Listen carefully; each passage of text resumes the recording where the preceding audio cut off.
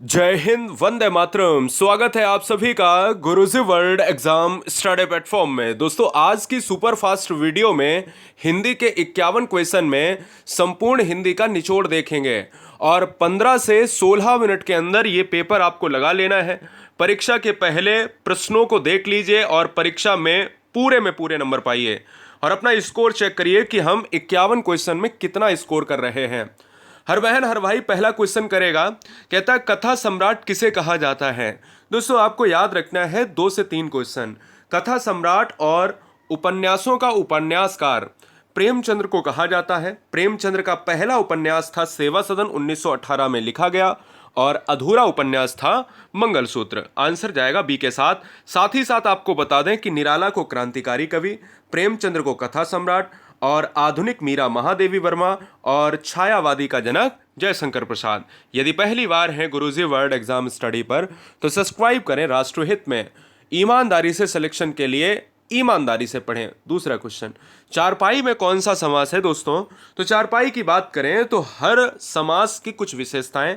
समास 6 प्रकार के। तत्पुरुष समास में द्वितीय पद प्रधान होता है। बहुब्री समास में कोई भी पद प्रधान नहीं। द्विगु समास में संख्यावाची पद प्रधान होता है। इसमें 4 आ रहा है, इसलिए आंसर सी होगा। और अव्ययी भाव में पहला पद जो है प्रधान होता है। आइए क्वेश्चन नंबर 3 देखिएगा। एक से एक महत्वपूर्ण कॉन्सेप्ट में तत्सम शब्द किसे कहते हैं? तत्सम शब्द या तद्भव? देखिए, दोनों को समझिएगा। तत्सम शब्द कहा जाता है शुद्ध शब्द, यानी संस्कृत का ज्यों का त्यों प्रयोग होने वाला शब्द संस्कृत का ही तत्सम शब्द कहलाता है। और तद्भव वो होता है तद धन भव, जो उद्भव हुआ है, यानी जो उससे बना हुआ है। जैसे अग्नि एक तत्सम है और आग बना हुआ शब्द एक तद्भव है। अगला, निम्नलिखित में तद्भव शब्द का चयन कीजिए। दोस्तों, अगर आप तद्भव शब्द की बात कर रहे हैं तो यहां पर देखिएगा, आग तो हमारा तद्भव ही हो जाएगा। हरिद्रा, हल्दी, चक्षु, आप आंख की बात करोगे क्या, या अक्षी की बात करोगे क्या, या नयन की बात करोगे? जी, ये सारे हमारे क्या हैं? तत्सम है, लेकिन आंसर क्या जाएगा? तद्भव के साथ चला जाएगा। ठीक है, चलेंगे अगले क्वेश्चन की तरफ। देशज शब्द का चयन कीजिएगा। हर एक चैप्टर आपको इस वीडियो में मिलेगा। देशज शब्द की अगर हम बात करें दोस्तों, तो देशज शब्द में अगर देखा जाए कि ऐसे शब्द जिनकी उत्पत्ति का पता ही ना चले, क्या स्वरूप है। जैसे इस क्वेश्चन में 5 नंबर में ए ऑप्शन इस क्वेश्चन का सही हो जाएगा। ऊट पटांग, गड़बड़, घोटाला, है ना, खिचड़ी, खिड़की, तमाम ऐसे शब्द जिनका प्रयोग होता चला आ रहा है और उत्पत्ति का कोई भी पता नहीं है, अता पता नहीं है। क्वेश्चन नंबर 6, घुड़दौड़ शब्द में किस तत्पुरुष समास का उदाहरण है? यानी घुड़दौड़ एक तत्पुरुष है, ये बात पक्की है, लेकिन तत्पुरुष समास भी 6 प्रकार के होते हैं। आपको बता दें कि समास 6 प्रकार का, लेकिन समास में तत्पुरुष समास भी 6 प्रकार का। घुड़दौड़ शब्द भी एक शब्द है जिसमें आपको तत्पुरुष समास का भेद बताना है। घुड़दौड़, घोड़े की दौड़। अब जब का और की के आता है तो होता है संबंध तत्पुरुष। जब संबंध तत्पुरुष आता है जहां पर रिलेशन की बात की जाती है। इसी तरह से अगर आप सिर तोड़ की बात करते तो वहां पर कर्म तत्पुरुष हो जाता। इसी तरह से अगर आप बात करते क्या, रोग मुक्त, तो आप कहते कि वो अपादान तत्पुरुष हो जाता। ठीक है। कठिन काव्य का प्रेत किसे कहा जाता है? आपको बता दें दोस्तों, जब आप केशव दास, देखिए, सुमित्रानंदन पंत की बात करें तो प्रकृति का सुकुमार कवि। जयशंकर प्रसाद की बात करें दोस्तों तो ये माने जाते हैं कलाधर और हिंदी छायावाद के जनक। हरिवंश राय बच्चन को हालावादी प्रवर्तक माना जाता है। हालावादी प्रवर्तक कई बार एग्जाम में आया है। और कठिन काव्य का प्रेत कहा जाता है केशवदास को। इन्होंने रसिक प्रिया, रामचंद्रिका जैसी रचनाओं को लिखा है। आंसर इज ऑप्शन नंबर किसके साथ? ए के साथ लॉक हो जाएगा। गुरुजी वर्ल्ड एग्जाम स्टडी एप्लीकेशन को डाउनलोड जरूर करें, क्योंकि सारी पीडीएफ्स एप्लीकेशन ऐप में जरूर आपको मिलेंगी। ठीक है ना? यानी प्ले स्टोर से ऐप डाउनलोड करें, जिसका लिंक डिस्क्रिप्शन में दे दिया है। तुलसीकृत रामचरितमानस में कौन सी भाषा का प्रयोग किया गया? रामचरितमानस की अगर हम बात करें तो ये राम के चरित्र पर जो है वर्णित है और इसको अवधी भाषा में लिखा गया है। रामचरितमानस के अलावा तुलसीदास की जो कृति विनय पत्रिका है उसे ब्रजभाषा में लिखा गया है। और पद्मावत जो मलिक मोहम्मद जायसी की है वो भी अवधी भाषा में लिखी गई है। तो फिलहाल आंसर बी जाएगा।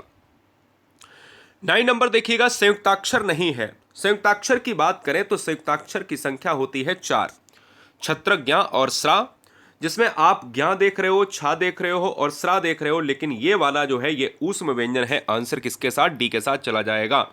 ये वीडियो सुपर फास्ट है, इसलिए थोड़ा सा आप क्विक रिवीजन करेंगे। ये अपने मित्रों में जरूर शेयर करें, क्योंकि आपका स्कोर और अपने मित्रों का स्कोर जरूर मिलाइए, कि उनसे पूछे कि आपका इस 51 नंबर 51 क्वेश्चंस में क्या स्कोर है हिंदी में। आपको पता चल जाएगा कि आपका लेवल क्या है और उसका लेवल क्या है।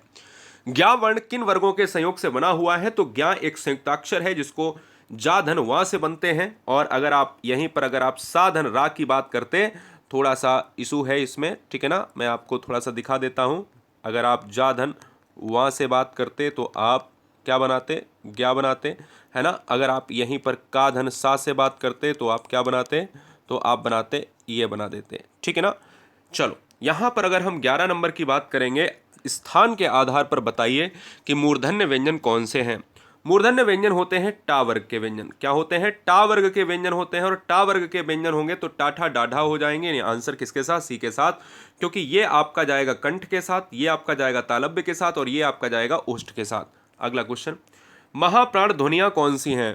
पहली बात ये समझना चाहिए कि अल्पप्राण ध्वनियां होती हैं 1, 3, 5 वर्ग में स्पर्श व्यंजन में, और 2 और 4 जो है ये होती हैं आपकी महाप्राण। तो दूसरे और चौथे वर्ग में क्या होती हैं? महाप्राण होती हैं।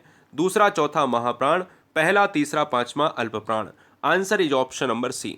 अगला क्वेश्चन, क्वेश्चन नंबर 13 को ध्यान से देखिएगा। 13 नंबर और 14 नंबर, मौखिक स्वरों की संख्या कितनी है और लिखित स्वरों की संख्या कितनी है? मौखिक स्वरों की अगर हम बात करें तो जब भी आपसे मौखिक की बात करें तो 11 मारिएगा, और लिखित की बात करें तो फिर आप क्या मारेंगे? तो समझिएगा क्या क्या।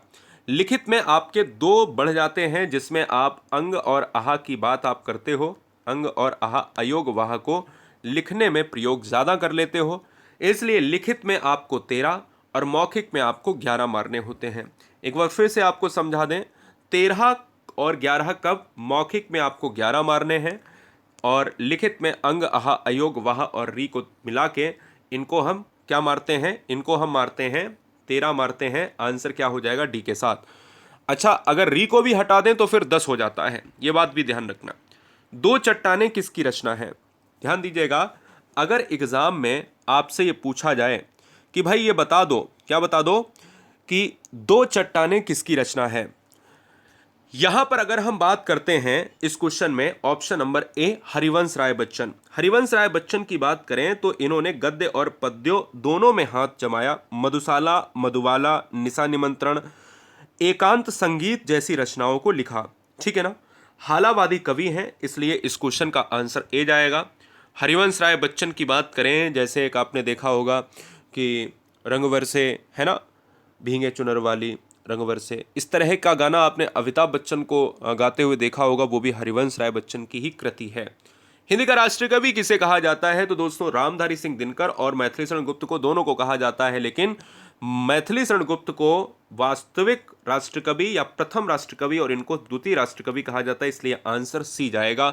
मैथिली शरण गुप्त ने पंचवटी जैसी रचनाओं को, यशोधरा जैसी रचनाओं को लिखा है, इसलिए विकल्प सी जाएगा। क्वेश्चन नंबर 17 और 18 में समास पूछेंगे। यथासंभव कौन सा समास है? हर चैप्टर, छंद, अलंकार, तत्सम, तद्भव, देशज, विदेशज, कोई भी चैप्टर नहीं छोड़ा, कोई भी वर्णमाला का क्वेश्चन नहीं छोड़ा। आज की इस वीडियो में सब कुछ ले लिया। यथासंभव में कौन सा समास है दोस्तों? तो यथासंभव यानी प्रथम पद प्रधान है। अगर पहला पद प्रधान है तो वो अव्ययी भाव जाएगा, या दूसरी ट्रिक है कि उपसर्ग किसी शब्द में यथा उपसर्ग के साथ आया तो दुनिया का कोई भी शब्द अगर उपसर्ग वाला है तो वो अव्ययी भाव समास हो जाएगा। क्वेश्चन नंबर 18, द्वन्नी कौन सा समास है? जहां पर कोई भी ऐसा शब्द जहां पर आ जाता है संख्यावाची, द्वन्नी हुआ, चारपाई हुआ, दुपट्टा हुआ, अठन्नी हुआ, इकन्नी हुआ, इकहरा हुआ, दोहरा हुआ, ये सब दोस्तों द्विगु समास में जाएंगे, क्योंकि संख्यावाची प्रधान यहां पर पद प्रधान है। आइए कारक से चैप्टर से कर लेते हैं। कारक में आपको बताना है कि लड़का पेड़ से गिरा, इसमें कारक कौन सा है? संप्रदान कारक है, कर्म कारक है, अपादान कारक है, या फिर करण कारक है। कारक की बात अगर करें तो कारक की संख्या कितनी होती है? 8 होती है। कितनी होती है? 8 होती है। और कारक में क्या होता है? प्रमुख रूप से आता है, और से आता है अलगाव के लिए आता है। आंसर सी होगा। चैप्टर है लिंग से। लिंग से प्रश्न क्या बनेंगे? दिए गए विकल्पों में से कौन सा शब्द स्त्रीलिंग है? स्त्रीलिंग में आश्चर्य किया जाता है पुल्लिंग है, सब रखा जाता है पुल्लिंग है, औजार कहाँ है ऐसे तो बोलते हैं पुल्लिंग है या रखे हैं, अपील की जाती है। तो इस तरह से ये देखा जाए कि ऊपर के तीनों ऑप्शन हमारे पुल्लिंग हैं और नीचे का डी ऑप्शन हमारा स्त्रीलिंग है। 21 नंबर देखेंगे तो पेड़ पर पक्षी बैठे हैं, इस वाक्य में पेड़ पर पद में कौन सा कारक है? जब आप कोई भी कारक, 8 प्रकार के कारक होते हैं, उनमें से कोई भी कारक विभक्ति के अनुसार देखते हैं तो कर्ण में तो आपका से आता है, लेकिन किसके लिए आता है? लेकिन आता है दोस्तों साधन के लिए आता है, और ये आता है से अलगाव के लिए, इसको लिखेंगे नहीं। और संबंध में आता है काकी के रारी रे, और यहां पर आता है में और आता है पर आता है, इसलिए में और पर आया है तो जहां पर पक्षी बैठे हैं तो पर है, इसलिए विकल्प डी जाएगा। वर्तनी चैप्टर से प्रश्न करेंगे कि दिए गए शब्द में शुद्ध वर्तनी बताइए। शुद्ध वर्तनी में ज्योत्सना कैसा लिखा जाता है? ज्योत्सना में देखिए दोस्तों 3 चीजें आदि होती हैं, 3 वर्ण आधे होते हैं, वो देख लीजिए। इसमें कोई वर्ण आधा नहीं, इसमें केवल एक वर्ण आधा है, इसमें केवल एक वर्ण आधा है, इसमें देखिएगा जा आधा, ता आधा, सा आधा, और यहाँ पर 3 हो गए, इसलिए बी ऑप्शन हो जाएगा। तो ज्योत्सना में जा भी आधा होता है, ता भी और सा भी आधा होता है। आइए तत्सम तद्भव चैप्टर से करेंगे। परिवा का तत्सम रूप क्या होता है? तो परिवा का क्या परवा, परेवा, प्रतिपदा या पड़ीवा? आंसर क्या होगा? 23 नंबर का आंसर सुपर फास्ट वीडियो है। आंसर की बात करेंगे दोस्तों तो इस क्वेश्चन का आंसर हो जाएगा ऑप्शन नंबर सी।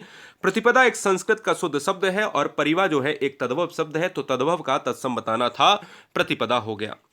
अगला क्वेश्चन है, क्वेश्चन नंबर है 24 नंबर भाषा चैप्टर से। भाषा की बात कर लेते हैं। तो सबसे पहले आपको पता है कि जब भी भाषा की बात होती है तो हमने आपसे कहा कि ध्वनि, ध्वनि के बाद आप जब भी बात करते हो वर्ण, वर्ण के बाद आप जब भी बात करते हो शब्द, शब्द के बाद आप जब भी बात करते हो पद, और पद के बाद आप बात करते हो वाक्य। बात को समझ गए ना? वाक्य। तो जब ये चीज़ें होती हैं तो सबसे छोटी इकाई यहाँ पर ध्वनि नहीं है, तो इसलिए आंसर ए हो जाएगा। दूसरी चीज़ एक नोट पॉइंट में लिख लीजिएगा कि ध्वनि जो है वो है बोलने में, यानी मौखिक इकाई सबसे छोटी है ध्वनि और लिखित इकाई है वर्ण। वर्णमाला किसे कहते हैं? तो वर्णमाला से अगर क्वेश्चन आता है तो जिस तरह से एक कोई भी चीज व्यवस्थित तरीके से होती है, जैसे एक फूलों की माला है तो फूलों को व्यवस्थित क्रम से पिरोने पर एक एक फूल को पिरोया जाए तो एक माला बनती है, इसी तरह से वर्णों को व्यवस्थित क्रम से पिरोया जाए तो फिर क्या होता है? वर्णमाला है। और वर्णमाला दोस्तों 2 पार्ट में है, एक आपका स्वर है और एक आपका व्यंजन है। स्वर है 11 और व्यंजन है 33 है क्या? और वर्णमाला की अगर हम बात करें तो 52 वर्ण है टोटल, ठीक है ना? 26 देखेंगे, का, खा और फा, ये क्या है? यानी अगर आप देखेंगे खा और गा और फा, का भी आता है लेकिन रेफ नीचे लगा होता है इस तरह का। तो हमने कहा ये कौन सी ध्वनियां हैं? ये है दोस्तों अरबी और फारसी हैं, इसलिए इस क्वेश्चन का आंसर ऑप्शन ए जाएगा। ई और उ किस प्रकार के स्वर हैं? दोस्तों अगर आपको यहां पर इस क्वेश्चन का आंसर बताना है तो आप पता कर लें अपने दिमाग में, इनको बोल के देखा करें। जैसे अगर बात करें इनको बोल के कैसे देखे करें, जैसे कहा ई उ, ऐसा बिल्कुल लगता है कि ये क्या है? ये बिल्कुल जो है मुंह खोलना नहीं पड़ रहा। और जिन्हें मुंह ना खोलना पड़े, ऐसा सिला हुआ, और सिला हुआ बिल्कुल चिपका हुआ, जिसको कहते हैं समृत, समृत सा से समृत, सा से सिला हुआ, यानी इन्हें बिना मुंह खोले हुए भी बोल सकते हैं। आंसर जाएगा एक के साथ। आइए चैप्टर संधि से प्रश्न करेंगे। दोस्तों संधियां होती हैं 3 प्रकार की, लेकिन अगर हम स्वर संधि की देखिए, स्वर होती है, व्यंजन होती है और विसर्ग होती है, लेकिन स्वर संधि को हम बांटते हैं 5 प्रकार में। दीर्घ, यड़, वृद्धि, और कौन सी है? कमेंट कीजिएगा। अयादि, और कौन सी है बताइए? गुण, ठीक है ना? तो गायक में आप अयादि संधि देखते हैं और गय धन अक हो जाता है, इसलिए इस क्वेश्चन का आंसर सी हो जाएगा। क्वेश्चन नंबर 29 देखिएगा, संधि विच्छेद चैप्टर से। परमारथ शब्द का संधि विच्छेद क्या होगा?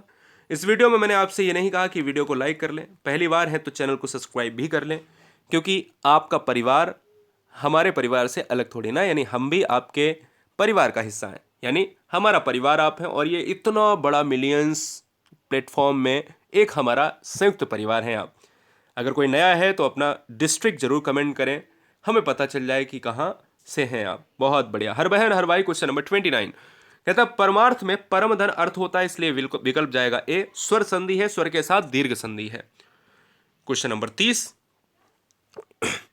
जो शब्द वाक्यांश और वाक्य तथा शब्द को जोड़ते हैं उन्हें क्या कहते हैं? उन्हें कहते हैं दोस्तों, क्या कहते हैं? उन्हें कहते हैं समुच्चय बोधक। थोड़ा सा यहां पर 2 बार आ गया है। उन्हें समुच्चय बोधक कहते हैं। समुच्चय बोधक क्या है? समुच्चय बोधक अव्यय कहलाते हैं, यानी जो चीजें आपस में सेंटेंस को जोड़ते हैं। ठीक है ना, ये बात याद रखिए। हर तरीके का चैप्टर, यहां पर आपको विस्मयादि बोधक शब्द बताना है। हाय, अब मैं क्या करूं, अरे आप कब आए, अरे ये क्या हो गया, ओ माय गॉड, इस तरह की जो चीजें होती हैं तब हम कहते हैं कि विस्मयादि बोधक जब हमें आश्चर्यचकित करती हैं। तो ये क्या है? ये आश्चर्यचकित करने वाली चीजें हैं। अरे ये क्या हो गया, है ना। आइए, चैप्टर का नाम है क्रिया विशेषण। वह तेज दौड़ता है, इस वाक्य में से क्रिया विशेषण पहचान कर बताइए। दोस्तों, ये वीडियो आप देख रहे हो बिना फेस में। आपकी टाइमिंग हिंदी की 8 बजे है ना। आपकी टाइमिंग हिंदी की 8 बजे है और इस टाइमिंग को पूरी तरीके से हम रन कर देते हैं आज से। ठीक है ना। Are you ready guys? तो 8 बजे हम हिंदी के लिए पूरी तरह से तैयार और तसल्ली से सारे चैप्टर को 51 क्वेश्चन में, हमारी ये रात की 8 बजे की वीडियो 50 से 51 कॉन्सेप्ट पर आधारित होती है और साथ में हर संडे क्या कराएंगे, 100 का शतक कराएंगे, जिसमें 3 से 4 कोई भी क्लास हमारी देख लेगा। मैं यकीन दिलाता हूं कोई भाई बहन हमारा सरकारी नौकरी से वंचित नहीं रहेगा। वह तेज दौड़ता है, इस वाक्य में क्रिया की विशेषता बताने वाला तेज है, इसलिए क्रिया विशेषण तेज हो जाएगा, क्योंकि दौड़ता क्रिया है और तेज है क्रिया विशेषण।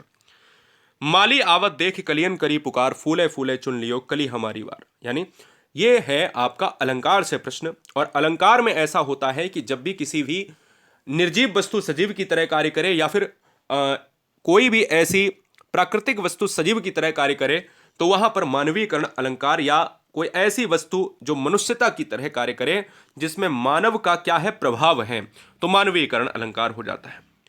चरण कमल बंदो हरिराई, इन पंक्तियों में कौन सा अलंकार है? तो दोस्तों यहां पर देखिएगा, यहां पर डैश लगा होता है।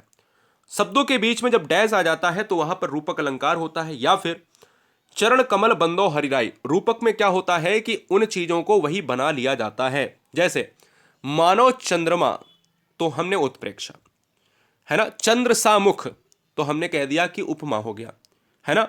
मुख चंद्रमा ही है, तो हमने कह दिया रूपक। उस चीज को, चरण को, कमल को ही चरण या चरण को ही कमल मान लेना। बात को समझो, ट्रिकी पे मैं समझा रहा हूं। तो उस चीज को वही मान लेना, चंद्रमा को खिलौना मान लेना। मैया मैं तो चंद्र खिलौना ली हूं, समझ रहे हो। मंगल भवन अमंगल हारी, द्रवो सदशरथ अजर बिहारी। यह है छंद से प्रश्न। और जब भी दोस्तों इस तरह के प्रश्नों को हमने देखा होगा, हम लोग गाते हैं अपने पूजा पाठ में, तो हम कहते हैं कोई चौपाई गाओ। ये चौपाई, और चौपाई की विशेषता होती है, इस चरण में अगर आप गिनोगे तो 16 मात्राएं, और इस चरण में आप गिनोगे तो 16 मात्राएं। तो 16 मात्राएं होती हैं। दोहा का उल्टा होता है सोरठा, और सोरठा का उल्टा होता है दोहा, इसलिए विकल्प जाएगा सी के साथ। वर्ण मात्रा गति यति आदि नियंत्रित रचना को क्या कहते हैं? तो वर्ण मात्रा, यति, यति का मतलब होता है बोलते समय विरामावस्था में। गति एक लय होती है। मात्रा आप जानते हो, चौपाई में 16, दोहा में 13 12 13 11 और सोरठा में 11 13। तो ये सब किसके पार्ट हैं? छंद हैं, छंद के पार्ट हैं, इसलिए ए जाएगा। कौन सा वर्ण दंत नहीं है? स्पर्श व्यंजन से प्रश्न है। तो आपको दंत की बात करें तो आप देखिए, ता है, था है, दा है, धा है, ना है, यही तो नहीं है? यही तो है। तो ता था दाधा ना तो है, ता है, था है और दा, ठीक है। लेकिन ये टा जो है, ये क्या है? ये मूर्धन्य है, मूर्धा है। अगला क्वेश्चन, छंद का सबसे पहले उल्लेख कहां पर मिलता है? तो छंद का उल्लेख मिलता है दोस्तों कहां पर? ऋग्वेद में मिलता है। ऋग्वेद इस क्वेश्चन का आंसर हो जाएगा। अगला क्वेश्चन है, भाषा की सार्थक इकाई किसे कहा जाता है? शब्द, अक्षर, वाक्य, पदबंध। थोड़ा तेज मारो। भाषा की सार्थक इकाई। वीडियो अंतिम छोर पर 51 क्वेश्चन में। वीडियो को लाइक जरूर करें और गुरुजी वर्ड एग्जाम स्टडी पर आप डिस्क्रिप्शन में दी गई लिंक को क्लिक करके भी अपना प्ले स्टोर से ऐप डाउनलोड कर लें गुरुजी वर्ड, या डायरेक्ट प्ले स्टोर पर जाएं, सर्च करें गुरुजी वर्ड लिखें और गुरुजी वर्ड अपना एप्लीकेशन जरूर डाउनलोड करें। यकीन मानिए बहुत फायदा होगा।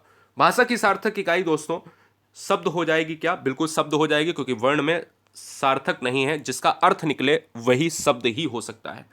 निम्नांकित में संयुक्त व्यंजन कौन सा है? तो संयुक्त व्यंजन होते हैं 4 होते हैं। एक होता है छ, एक होता है त्रा, एक होता है स्रा और एक होता है ज्ञा।